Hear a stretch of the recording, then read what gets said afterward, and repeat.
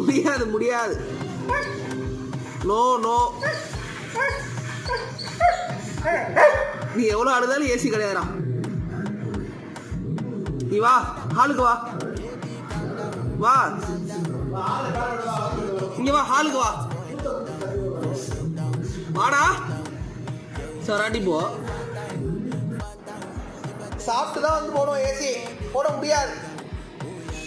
நீ கத்திக்கிட்டே இருக்கு. கத்து எவ்வளோ முடிஞ்ச வரைக்கும் கத்துறா. கத்து